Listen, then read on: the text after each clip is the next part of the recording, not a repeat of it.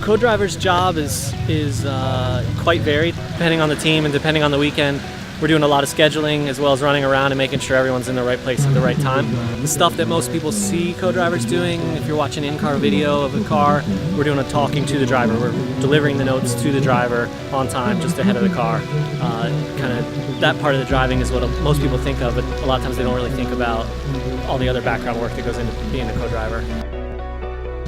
I'm Jeremy Wimpy. I'm the co-driver in the Scion XD with Andrew Comrie-Picard as the driver.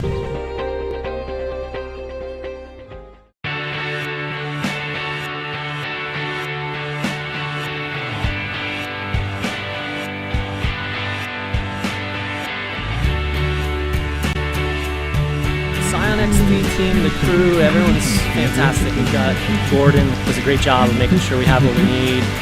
Philip, as a crew chief, really keeps the mechanics that we have running well. Every time I pull into service, I'm not worried that we're going to get stuff done properly or on time. It's really easy to interface with those guys, and so I think that since I started with the Scion XD Rally team, things have progressed a lot. And just their ability and their skills, and they know what they're doing now. Whereas I think when they started out, they weren't a rally team. They were new. Rally was new to them, and it took them a little while to get up to speed and understand how things function. But now everything works like clockwork. It's great. Bringing a battered car in and handing it off to those guys. We know we're going to get out of service on time, and everything's going to be done right.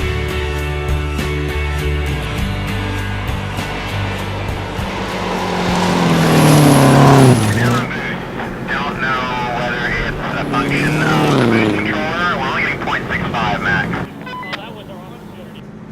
10-4, we'll check it. First leg of New England Forest Rally, 2 stages. We did a super special here at Sunday River, a little half-mile thing, and then did Concord Pond, one of the famous stages here. Stages went okay. We were seeing really high oil temps on stage, and the boost levels pulled down. We think because of that, we're trying to sort that out in our half-hour service right now.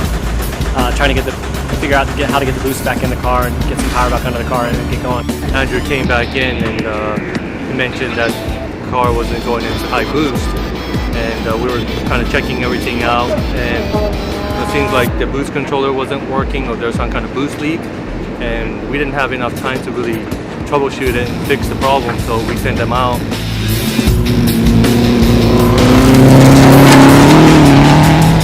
Left 5+, half long over crest, loose.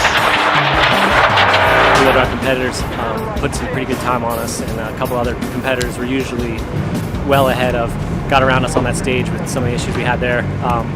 Trying to get the car sorted out, and bulk of the rally's still ahead of us, so we've lost a little bit, but nothing we can't make up, hopefully.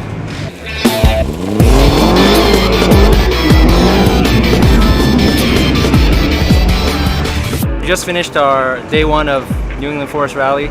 We had a 30-minute service, so the car goes into park for maze. When it's parked overnight, we can't touch it until tomorrow. Tomorrow we'll only get basically 45 minutes, so this was a mad rush to see what was wrong with the car. We've been chasing issues all day long. I started to hear stress in people's voice, people getting maybe a little frustrated or angry, so I wanted to have a team meeting to first calm everyone down. Everybody tonight, we're thinking about what we're going to do as a crew. We've got about 50 miles of stage, 48 miles of stage tomorrow, I think, and 17 seconds to make up on greenhouse, which if we can get the power back in the car, which will be no issue. If not, I think we can still make an attempt at it and get another position on the podium.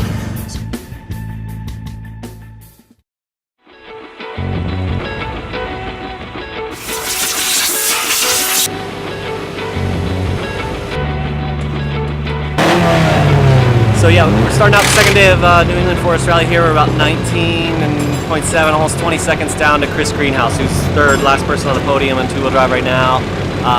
We had some issues with the turbo. The guys are sorting those out this morning, hopefully figuring out how to get the oil temps to stay cool and get a little more boost in the car. And be able to push and try and make that time back up on Chris. I don't think it'll be an issue if we can get the car back up to full power. If not, we're going to have a good battle trying to get that back today here at the second day.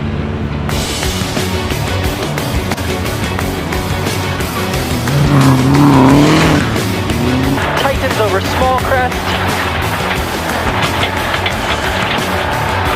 Into care, turn right 3, up 30, line, turn left 1+, up 30, hairpin left, line.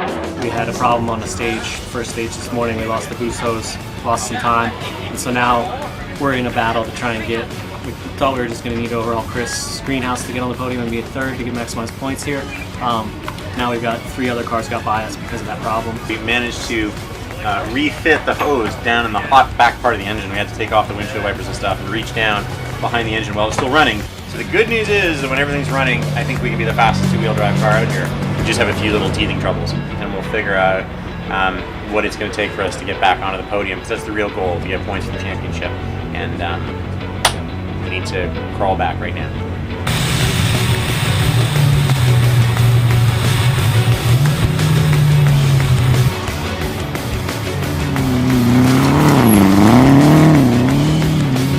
Good, I think we managed good time for being down so much on power. Yeah. The Sparco Scion XD of Andrew Comrie-Picard ACP and Jeremy the Worm Wimpy. Yeah, certainly you build that trust through that experience with the driver, working with Andrew, working with the size team we have and how well everyone works together. It's really easy to kind of stay meshed up with them and right in sync and stay on task.